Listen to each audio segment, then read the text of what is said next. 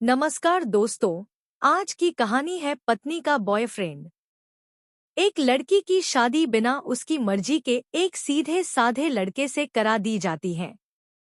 उस लड़के के घर में उसकी माँ के अलावा अन्य कोई नहीं था। लड़की के पिता ने दहेज में लड़के को बहुत सारा सामान और पैसे भी दिए थे, लेकिन लड़की किसी और लड़के से प्रेम करती थी। अब लड़की की शादी बिना उसकी मर्जी के तो हो ही गई थी और वह अपनी ससुराल भी आ गई थी। विवाह की प्रथम रात्रि लड़का दूध लेकर अपनी पत्नी के कमरे में आता है और उस लड़की यानी अपनी पत्नी के पास बैठ जाता है। तभी उसकी पत्नी गुस्से से अपने पति से कहती है, क्या तुम मुझे अकेला छोड़ सकते हो? उसकी यह बात सुनकर उसका पति बहुत दुखी होता है, लेकिन फिर भी वह खुशी खुशी यह कहता है कि नहीं, तुम आराम करो, मैं तो सिर्फ तुम्हारे लिए दूध लेकर आया था। यह कहकर वह कमरे से बाहर चला जाता है। लड़की मन मार कर ही रह जाती है, क्योंकि लड़की चाहती थी कि उसका पति उसके साथ झगड़ा करे ताकि वह उससे तलाक ले सके। धीरे धीरे लड़की को ससुराल में 3-4 दिन हो गए थे, मगर वह तो बस पूरा दिन फोन पर अपने बॉयफ्रेंड से बात करती रहती थी और उधर लड़के की माँ बिना शिकायत करे दिन भर घर का सारा काम करती थी। वह सबके लिए खाना खुद ही बनाती थी, फिर भी उसकी माँ के चेहरे पर हर वक्त मुस्कुराहट ही रहती थी। लड़का एक कंपनी में छोटी सी नौकरी करता था। वह बेहद ही ईमानदार और मेहनती था। सुबह अपने काम पर जाता और शाम को थका हारा घर आता, मगर उसकी पत्नी उसे एक गिलास पानी के लिए भी नहीं पूछती थी। अब लड़के और लड़की की शादी को करीब 1 महीना हो गया था, मगर अब तक वह दोनों एक कमरे में साथ साथ नहीं रहे। वैसे लड़का बहुत ही शांत स्वभाव का था, इसलिए वह अपनी पत्नी को कुछ भी नहीं कहता था। लड़की घर का कोई भी काम नहीं करती थी, फिर भी वह लड़का अपनी पत्नी को खुद ही खाना परोस कर देता था। मगर उसकी पत्नी कभी भी उसके साथ बैठकर खाना नहीं खाती थी। वह अपना खाना अपने कमरे में अलग बैठकर खाती थी। लड़के को दहेज में एक स्कूटी भी मिली थी, लेकिन लड़की उसकी चाबी अपने पास ही रखती थी। लड़का जैसे ही अपने काम पर चला जाता, उसके आधे घंटे के बाद ही लड़की भी अपनी स्कूटी लेकर अपने बॉयफ्रेंड से मिलने चली जाती थी और लड़के के आने से पहले ही वह अपनी ससुराल वापस आ जाती थी। एक दिन लड़के के ऑफिस की छुट्टी थी और वह घर पर ही था, तो लड़की ने अच्छे भले खाने को भी गंदा कहकर अपनी सासू माँ को उल्टा सीधा कहकर खाने को बाहर फेंक दिया। यह सब देखकर लड़के को बहुत ही गुस्सा आता है और वह गुस्से में अपनी पत्नी पर हाथ उठा देता है, मगर उसकी माँ फिर भी अपने बेटे को ही डांटती है। इधर लड़की को झगड़े का एक बहाना ही चाहिए था, जो कि उसे मिल गया था। तब वह बिना बोले अपनी स्कूटी लेकर अपने बॉयफ्रेंड के पास चली जाती है और अपने बॉयफ्रेंड के पास जाकर कहती है कि अब मुझे एक पल भी उस घर में नहीं रहना है। आज उस गवार ने मुझ पर हाथ उठाकर अच्छा नहीं किया। तब उसका बॉयफ्रेंड कहता है कि अरे, मैं तुमसे कब से कह रहा हूँ कि तुम मेरे साथ कहीं दूर भाग चलो, लेकिन तुम हो कि आजकल आजकल पर ही लगी रहती हो। तब लड़की कहती है कि शादी के दिन मैं तुम्हारे पास तो आई थी, लेकिन तुमने तो मुझे वापस घर लौटा दिया था। इस पर लड़की के बॉयफ्रेंड ने कहा कि तुम ही बताओ, खाली हाथ हम दोनों कहाँ तक भाग पाते। मैंने तुमसे कहा था कि कुछ पैसे और गहने साथ ले आना, लेकिन तुम तो खाली हाथ ही मेरे पास आ गई थी। आखिर दूर एक नई जगह में जिंदगी की शुरुआत करने के लिए पैसे तो चाहिए ना। और हाँ, एक बात और कि जब भी मैं तुम्हारे पास आता हूँ और तुम्हें छूना चाहता हूँ, तभी तुम नखरे दिखाने लगती हो और बस यही कहती रहती हो कि यह प्यार प्रेम शादी के बाद ही होगा। तब लड़की गुस्सा होकर कहती है कि हाँ, ये सब शादी के बाद ही अच्छा होता है और मैं तुम्हारी ही तो हूँ, क्योंकि शादी करके भी आज तक उस गवार को अपने आसपास भी भटकने नहीं दिया, क्योंकि मैंने तुमसे ही सच्चा प्यार किया है। और अब मैं चाहती हूँ कि तुम मुझसे शादी करके मेरी मांग में अपने हाथ से सिंदूर भर दो, फिर मैं पूरी तरह तुम्हारी हो जाऊंगी और फिर तुम मुझे अपनी मर्जी से दिन रात प्यार कर सकते हो। तब उसका बॉयफ्रेंड कहता है, तो ठीक है, मैं तुमसे शादी कर लूंगा, मगर तुम कम से कम 5 लाख रुपयों का इंतजाम कल शाम तक कर लेना। मैं तुम्हें एक होटल का पता दे रहा हूँ, तुम उस होटल में कल रात को 10 बजे तक पहुंच जाना। लड़की कहती है, उस गवार के पास इतना पैसा कहाँ होगा, बल्कि मेरे पापा ने उसे दहेज में 3 लाख रुपए और मुझे कुछ सोने के गहने दिए थे। गहने तो मेरे पास ही हैं, मगर सारे पैसे उस गवार ने अलमारी में लॉक करके रख दिया है, मगर मैं जैसे तैसे करके उस अलमारी के चाबी लेकर सारे पैसे निकालकर तुम्हारे पास हमेशा हमेशा के लिए आ जाऊंगी। यह कहकर वह लड़की अपनी ससुराल पहुंचती है और ससुराल पहुंचकर वह लड़की अपने पति और सास से लड़ाई झगड़ा करने लगती है और वह उन पर खूब चिल्लाती है, मगर अफसोस वह अकेले ही चिल्लाती रहती है। उसका पति और उसकी सास बिल्कुल शांत रहते हैं। तभी लड़की अपने कमरे में चली जाती है। वह लॉकर की चाबी चुराने के बारे में सोच रही थी। तभी अचानक उसके बॉयफ्रेंड का मैसेज लड़की के फोन पर आता है कि पैसे लेकर कब आ रही हो। लड़की मैसेज का जवाब देती है कि सब्र करो, मैं तय वक्त पर आ जाऊंगी। तभी उसका पति दरवाजा खटखटाता है और अपनी पत्नी से कहता है कि खाना खा लो। तभी पत्नी कहती है कि मैं खाना तभी खाऊंगी, पहले मुझे इस अलमारी की चाबी दे दो। पति दरवाजे के नीचे से ही चाबी देकर कहता है कि यह लो चाबी, अपना काम करके खाना खा लेना, क्योंकि अभी तक मैंने और माँ ने भी खाना नहीं खाया है।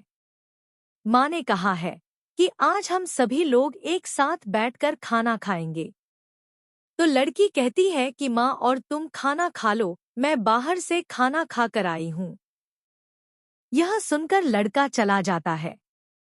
तभी लड़की जल्दी से चाबी को उठाकर अलमारी खोलती है। अलमारी खोलकर वह उसमें क्या देखती है कि उसमें दहेज के पूरे 3 लाख रुपए तो रखे ही थे, बल्कि उसमें एक डायरी भी रखी हुई थी।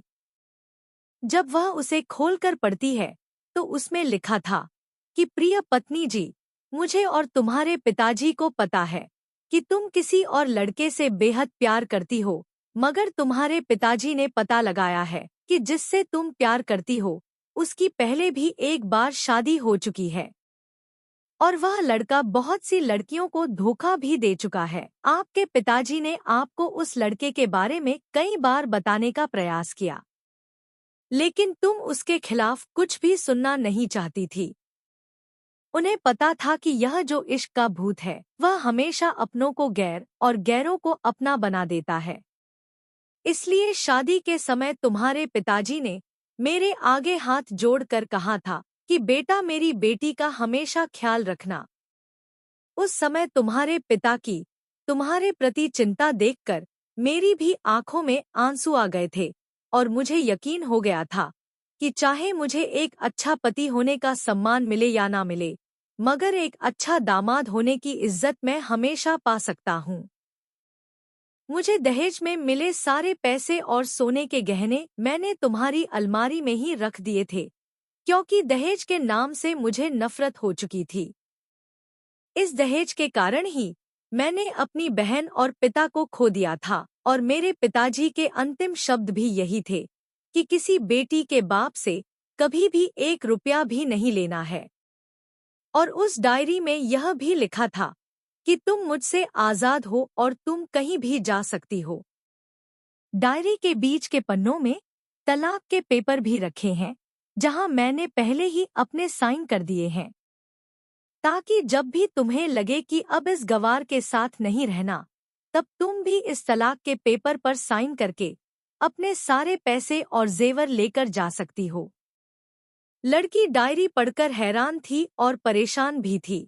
अब ना चाहते हुए भी उसके गंवार पति के शब्दों ने उसके दिल को छू लिया था। अब ना चाहते हुए भी वह अपने गंवार के अनदेखे प्यार को वह महसूस करने लगी थी। वह फूट फूट कर रोने लगी। डायरी में आगे लिखा था कि मैंने तुम्हें इसलिए मारा क्योंकि आपने मेरी माँ को गाली दी थी, और जो बेटा खुद के आगे अपनी माँ की बेइज्जती होते सहन कर ले, फिर वह बेटा ही कैसा। इसलिए मुझे माफ कर देना, क्योंकि मेरे लिए माँ का दर्जा सबसे बड़ा है, और आपको मैं दुल्हन बनाकर अपना हमसफर बनाने लाया हूँ, आपसे जबरदस्ती करने नहीं।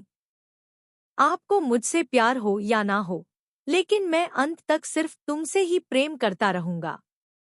अब फैसला तुम्हारे ही हाथों में है। अब लड़की दुल्हन बन चुकी थी और उसकी आंखों से आंसू बह रहे थे। अचानक लड़की के बॉयफ्रेंड का फोन आता है। तब गुस्से में लड़की अपने फोन को स्विच ऑफ करके फोन का सिम कार्ड तोड़ देती है। अब उसे सब समझ आ चुका था कि जिससे वह बेहद प्यार करती थी, उसे तो सिर्फ पैसों से ही प्यार था, और सच्चा प्यार करने वाला तो मेरा पति ही है। उसको यह पता होने के बाद भी कि मेरा एक बॉयफ्रेंड है, उसने सिर्फ मेरे पापा के इज्जत रखने के लिए ही मुझसे शादी कर ली और मेरी हर गलती को माफ किया। मैं अपने पति का प्यार क्यों नहीं समझ पाई? यह सब सोचकर वह रोती रही। फिर उसने रोते हुए अलमारी का सारा सामान जैसा था वैसे ही रखकर ना जाने कब सो गई, पता ही नहीं चला। अगले दिन वह लड़की सुबह देर से जागी। तब तक उसका पति ऑफिस जा चुका था। तभी सबसे पहले नहा धोकर उसने साड़ी पहनी और फिर अपनी मांग में लंबा सा सिंदूर लगाया। जबकि पहले एक बिंदी जैसी साइड पर सिंदूर लगाती थी ताकि कोई लड़का ध्यान न दे और किसी को ये पता न चल जाए कि वह शादीशुदा है। मगर आज तो 10 किलोमीटर दूर से भी दिखाई दे जाए, ऐसा लंबा और मोटा सिंदूर लगाई थी। फिर उसने अपना मंगलसूत्र पहना और किचन में जाकर सासू माँ को जबरदस्ती कमरे में आराम करने को भेज देती है और खुद अकेले ही सबके लिए खाना बनाती है। पहले सासू माँ को खाना खिलाती है और फिर अपने पति को फोन करके उसके ऑफिस का पता पूछती है। उसका पति उसको ऑफिस का पता देते हुए सोचता है कि कहीं उसकी पत्नी ने तलाक देने का फैसला तो नहीं कर लिया। मगर उसे कहाँ पता था कि वह सुधर गई है और उसे ही अपना पति मान चुकी है। इतने में ही उसकी पत्नी स्कूटी लेकर उसके ऑफिस खाना लेकर पहुंचाती है। पत्नी को देखकर पति हैरान हो जाता है। तभी वह अपनी पत्नी से पूछता है, सब ठीक है ना? माँ ने तुमसे कुछ कह तो नहीं दिया? उसका पति सवाल पर सवाल पूछे जा रहा था। तभी अचानक पत्नी सबके सामने अपने पति के सीने से लिपट जाती है और उससे कहती है कि सब ठीक है, मगर मुझे तुमसे कुछ कहना है। पति कहता है कि हाँ कहो। तब पत्नी सबके सामने कहती है, मेरे प्यारे पति, आई लव यू। यह सुनकर ऑफिस के सभी लोग हैरान होकर खड़े हो जाते हैं और जोर जोर से तालियां बजाने लगते हैं। तब पत्नी सबके सामने अपने पति का हाथ पकड़कर कहती है कि अब 1 महीने तक मेरे पति देव ऑफिस में दिखाई नहीं देंगे। ऑफिस के सभी लोग पूछते हैं कि क्यों? तब लड़के की पत्नी कहती है, क्योंकि हम दोनों लंबी छुट्टी पर जा रहे हैं। पति अपनी पत्नी से कहता है कि तुम्हें क्या हो गया है? तभी पत्नी पति से कहती है कि मुझे तुम्हें सच्चा प्यार हो गया है। यह कहकर वह उसके सीने से दोबारा इस तरह लिपट जाती है कि वह अपने गंवार पति से कभी भी जुदा ना हो पाए। अपनी पत्नी का बदला हुआ रूप देखकर उसका पति भी बहुत खुश हो जाता है और फिर वह दोनों अपने घर चले जाते हैं और खुशी खुशी अपना जीवन बिताते हैं और हमेशा खुश रहते हैं। तो दोस्तों, प्यार हमेशा उससे करना चाहिए जो आपसे प्यार करता हो और साथ ही आपकी और आपके परिवार की इज्जत भी करता हो। पैसों से प्यार करने वाला इंसान कभी आपसे प्यार नहीं कर सकता। तो दोस्तों, आपको यह कहानी कैसी लगी? अगर अच्छी लगी हो तो प्लीज़ वीडियो को लाइक और शेयर ज़रूर कर देना। धन्यवाद।